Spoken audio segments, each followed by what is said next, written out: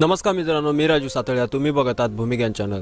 मित्रांनो, मी आज तुम्हाला भरपूर महत्त्वाची माहिती देणार आहे की एखाद्याने जर जमीन ताब्यात घेतली असेल आणि त्याला कुळ वहिवाट लावली असेल तर जो जमीन मालक असतो म्हणजे सातबारा जो ओनर असतो तो कुळाला कशा प्रकारे हटवू शकतो, त्याला कशा प्रकारे बेदखल करू शकतो, त्याची मी पूर्ण माहिती यामध्ये देणार आहे. भले त्या कुळाने किती वर्षापासून कुळ लावून ठेवलं असेल तर आज हा तुम्ही व्हिडिओ पूर्णपणे बघितला तर मी आज तुम्हाला पूर्ण माहिती देणार आहे की कशा प्रकारे जर तुमच्या सातबाऱ्यावर इतर हक्कामध्ये जर कुळाचं नाव लागलेलं असेल, जर तुम्हाला ते नाव काढायचं असेल, जर कुळामध्ये गेलेली जमीन परत तुम्हाला मिळवायची असेल तर कशा प्रकारे तुम्ही मिळवू शकतात त्याची मी आज पूर्ण माहिती या व्हिडिओमध्ये तुम्हाला देणार आहे. तर व्हिडिओ तुम्ही शेवटपर्यंत बघा आणि जर कोणी नवीन चॅनलवर आला असेल तर पहिले सबस्क्राइब करून ठेवा. असेच इंटरेस्टिंग आणि इम्पॉर्टंट व्हिडिओ तुम्हाला या चॅनलवर वेळोवेळी बघायला भेटतील. तर चला मित्रांनो, आपण सुरुवात करूया.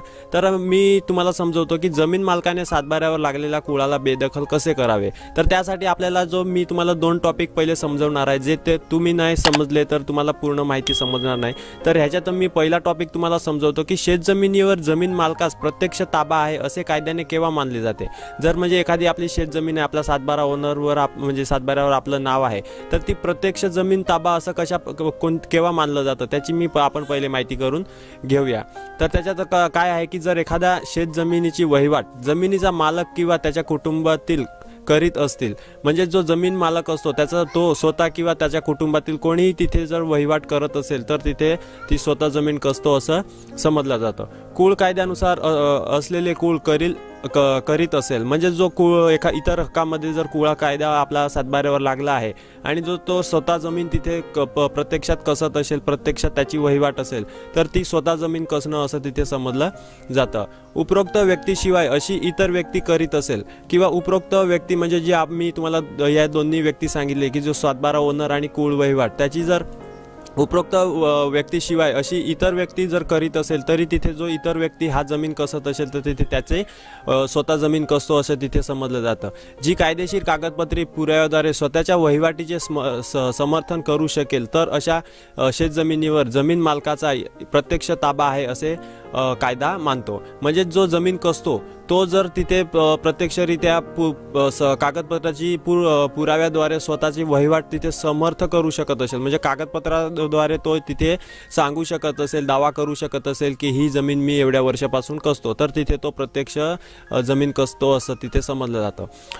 अनाधिकाराने अथवा दंडशाहीने जमिनीचा कब्जा घेणाऱ्या इसमाविरुद्ध महाराष्ट्र जमीन महसूल अधिनियम 1966 कलम 59 आणि कलम 242 अन्वये कारवाई करता येते. म्हणजे जो अनाधिकाराने म्हणजे ज्याला अधिकार नाही आणि जो तो जमीन कसत असेल तर त्याच्यात आपल्याला 1966 कलम 59 आणि कलम 242 त्याच्या विरुद्ध आपल्याला तिथे कारवाई करता येते.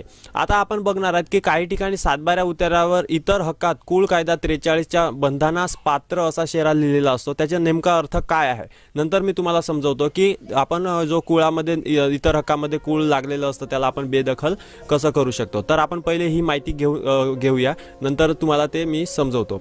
तर त्याच्यात असं आहे की महाराष्ट्र कुळ वहिवाट व शेत जमीन अधिनियम कलम 43 अन्वये कुळाने कलम 32 फ 32 I 32 O आणि 33 क आणि 41 1 ड अन्वये खरेदी केलेली तसेच कलम 32 पैकी 64 अन्वये विक्री केलेली जमीन जिल्हाधिकाऱ्याच्या पूर्व परवानगीशिवाय हस्तांतरित करता येणार नाही. गहाण बक्षीस किंवा पट्ट्याने देता येत नाही.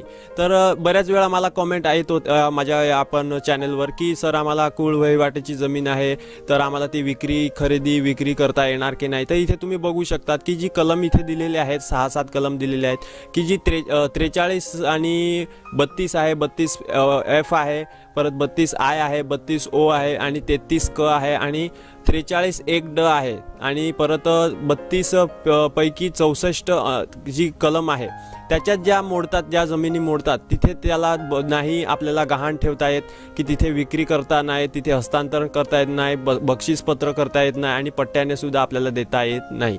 तथापि महाराष्ट्र शासनाने फेब्रुवारी 2014 मध्ये या कलमात सुधारणा केली आहे.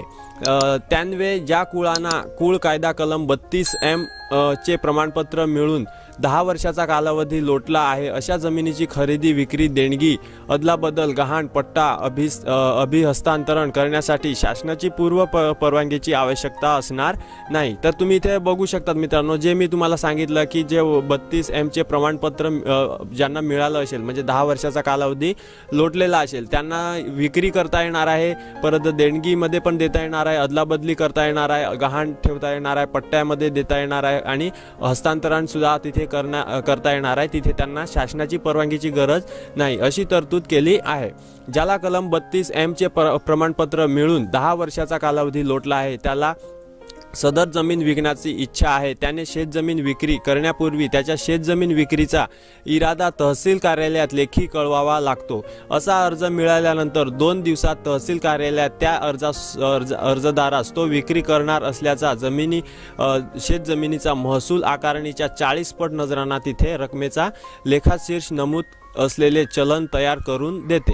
म्हणजे इथे तुम्ही थोडं समजू शकतात मित्रांनो की जर इथे आपल्याला परवानगीची गरज नाही, पण तिथे जेव्हा आपण परवानगी घेऊ तेव्हा तिथे आपल्याला काय करायचं आहे की तिथे तहसील कार्यालयामध्ये एक लेखी आपल्याला अर्ज तिथे द्यायचा आहे आणि अर्ज मिळाल्यानंतर 2 दिवसात तहसील कार्यालयात काय केलं जाईल की त्या अर्जदारास तो विक्री जो करत असेल त्याला मग तिथे महसूल आकारणीचा 40 पट नजराना तिथे, म्हणजे जो महसूल आकारणी जी असते शासकीय त्याचा 40 पट नजराना तिथे त्याला भरावा लागणार आहे। हे 40 पट नजराना रक्कम संबंधित शेतकऱ्याने चलनद्वारे शासकीय कोषागारात जमा करावी, त्यानंतर तो विक्री व्यवहार करू शकतो। म्हणजे इथे तुम्हाला सगळेच प्रश्न तुमचे क्लिअर झाले असतील की जर आपली कुळ वहिवाटीची जमीन आहे, कुळात लागलेली जमीन आहे, तर ती आपण विक्री, हस्तांतरण, गहाण, पट्टा, अदलाबदली किंवा देणगी करू शकतो का नाही, ह्याची मी तुम्हाला आज सगळी माहिती दिलेली आहे। म्हणजे बऱ्याच लोकांचे जे प्रश्न मला येत होते त्यामुळेच मी हा जास्त करून व्हिडिओ बनवलेला आहे। आणि आता मी तुम्हाला समजवणार आहे की आपल्या जे सातबाऱ्यावर एखाद्याचं कूळ लागलं असेल तर ते आपण कशा प्रकारे त्याला हटवू शकतो आणि बेदखल करू शकतो। तर आपण पुढे घेऊया की बेदखल कूळ म्हणजे कोण। म्हणजे आता आपण बेदखल जे कूळ करणार आहे, जे आपले नाव काढणार आहे, त्याची आपण पहिले माहिती करून घेऊया। महाराष्ट्र कुळ वहिवाट व शेतजमीन अधिनियम 2011 च्या कलम 14 अन्वये कुळाचा कसूरीमुळे वहिवाट समाप्त करण्याची तरतूद आहे। कुळाला कसूर म्हणजे आता जे कुळाला जे कसूर असतात त्याची मी तुम्हाला माहिती देतो आणि हा नियम तुम्ही बघितला तर 2011 ला निघालेला आहे कलम 14 मध्ये। तर आपण जे कुळ असतं तो जेव्हा कसूर करतो तेव्हा त्याला आपण बेदखल करू शकतो। तर कुळाला कोणकोणते कसूर, म्हणजे त्याने कोणत्या, म्हणजे तिथे जर काय केलं असेल, गडबड केली असेल तर आपण त्याला हटवू शकतो, त्याची आपण पुढे माहिती घेऊया। कोणत्याही महसूल वर्षाचा खंड वर्षानुवर्षे आणि जाणून बुजून त्या वर्षाच्या 31 मे पूर्वी न भरणे, म्हणजे जो आपल्या महसूलचा खंड असतो तो 21 मे पूर्वी आपल्याला तिथे भरायचा असतो आणि तो जर वर्षानुवर्षे भरत नसेल तर आपण तिथे त्याला कसूरदार ठरवू शकतो।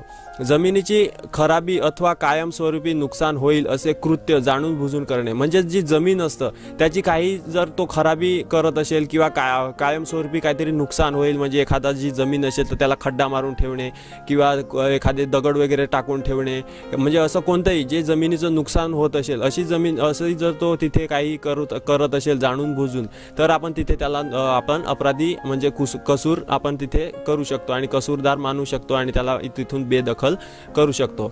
आता आपण पुढे घेऊया की जाणून बुजून महाराष्ट्र कुळ वहिवाट व शेतजमीन अधिनियम कलम 27 चे उल्लंघन करून जमिनीचे पोट विभागणी, पोटपट्टा किंवा अभिहस्तांतरण करणे। म्हणजे आपण याच्यात मी तुम्हाला समजवतो की जाणून बुजून जे कुळ वहिवाट जी अधिनियम 27 चे आहे त्याचं उल्लंघन, म्हणजे त्या 27 मध्ये काय आहे की जमिनीची पोट विभागणी, म्हणजे जी कुळामध्ये जमीन लागलेली आहे त्याची जर तो पोट विभागणी करण्याचा प्रयत्न करत असेल किंवा पोटपट्टा करत असेल, एखादा पट्टा आहे त्याला जर तो पोटपट्टा करत असेल, म्हणजे एक पट्ट्याचे 2 भाग करण्यासाठी तयार झाला असेल, त्याची जर हस्तांतरण करण्यासाठी जर तयार झाला असेल, म्हणजे जो 27 चे उल्लंघन होत असेल तिथे, तर तिथे आपण त्याला कसूरवार ठरवू शकतो आणि त्याचं आपण त्याला बेदखल करू शकतो। तर आपण पुढचा चौथा आहे तो आपण घेऊया की चौथं कारण असं आहे की स्वतः जमीन न कसणं, म्हणजे जो कुळामध्ये ज्याचं नाव आहे तो स्वतः जमीन कसत नसेल, तो जर दुसऱ्याला भाड्याने देत असेल किंवा जर तो अर्धली देत असेल, तुम्ही जर ते बघितलं नसेल व्हिडिओ तो मी डिस्क्रिप्शन मध्ये दिलेला आहे की जमीन कोणकोणत्या प्रकारे कसली जाते आणि कोणकोणत्या प्रकारे तिथे आपण कसायला देऊ शकतो। तर तिथे स्वतः जमीन तो जर कसत नसेल तरी आपण तिथे त्याला कसूरवार ठरवू शकतो, त्याचं कुळामधून बेदखल करू शकतो। 5वा आहे जमिनीचा उपयोग शेती किंवा शेती संलग्न जोड उद्योगासाठी न करता इतर प्रयोजनासाठी कर। म्हणजे मित्रांनो, जर एखादी आपली शेतीची जमीन आहे, आपल्या सातबाऱ्याची शेतीची जमीन आहे आणि त्याच्यात एखाद्याने कूळ लावून घेतलं, तर त्या कुळामध्ये तो काय जो कूळ लावणारा असतो तो एखादी जी शेतीची जमीन आहे त्याला शेती न करता जर त्याच्यासाठी कुठला दुसरा तो जोडधंदा करत असेल किंवा जोडधंद्याऐवजी जो दुसऱ्या प्रयोजनासाठी त्याचा वापर करत असेल, तर आपण तिथे त्याचा कसूरवार ठरवू शकतो आणि आपण त्याला बेदखल करू शकतो। म्हणजे तुम्हाला इथे समजलं असेल, मी 5 उदाहरणं इथे तुम्हाला दिलेली आहेत की एखादी जर व्यक्ती असेल आणि आपल्या सातबाऱ्यावर कूळ लावून घेत असेल आणि कूळ लागल्यानंतर तो या 5 गोष्टींमध्ये जर तो मोडत असेल तर आपण तिथे त्याला बेदखल करू शकतो। उपरोक्त पद्धतीने कुळाने कसूर केला असता जमीन मालकाने कुळास 3 महिन्याची लेखी नोटीस दिली असल्यास कुळ वहिवाट समाप्त करायची तरतूद आहे। म्हणजेच तुम्हाला इथे मी समजवतो की तुमचा जो सातबारा आहे, तुम्ही सातबारा ओनर आहे, तुमच्या सातबाऱ्यावर मूळ मालक म्हणून नाव आहे आणि तुमच्या सातबाऱ्यावर एखाद्याने कूळ लावून घेतलेला आहे आणि या 5 गोष्टींमध्ये त्याला आपण कसूरवार ठरवू शकतो। कसूरवार ठरवल्यानंतर काय करायचं मित्रांनो, की त्याला आपण 3 महिन्याच्या आत एक लेखी नोटीस आपण तिथे द्यायची आहे कुळ वहिवाटीची आणि मग नंतर आपण कुळ वहिवाट समाप्त करण्याची तरतूद तिथे आपण वापरू शकतो। अशा कुळास बेदखल आपण कुळ म्हणू शकतो। नक्कीच तुम्हाला व्हिडिओ समजला असेल मित्रांनो, आणि अजून काय जर तुम्हाला प्रॉब्लेम असतील आणि तर तुम्ही नक्कीच कॉमेंटमध्ये मला विचारा, म्हणजे मी तुम्हाला त्याचं उत्तर द्यायचा प्रयत्न करेल। किंवा जर तुमचा चांगला कॉमेंट असेल, जर लोकांचा पण त्याच्यात फायदा होणार असेल तर मी नक्कीच त्याच्यावर व्हिडिओ बनवायचा प्रयत्न करेल, म्हणजे जेणेकरून सगळ्याच लोकांना ते प्रॉब्लेम असतील तर ते सॉल्व्ह होऊन जातील। तर व्हिडिओ आवडला असेल तर लाईक करा, कोणी नवीन चॅनलवर आलं असेल सबस्क्राईब करा, म्हणजे असेच इंटरेस्टिंग आणि इम्पॉर्टंट व्हिडिओ तुम्हाला वेळोवेळ बघायला भेटेल। तर चला मित्रांनो, व्हिडिओ बघितल्याबद्दल धन्यवाद। पुढच्या व्हिडिओमध्ये भेटूया। जय हिंद, जय महाराष्ट्र।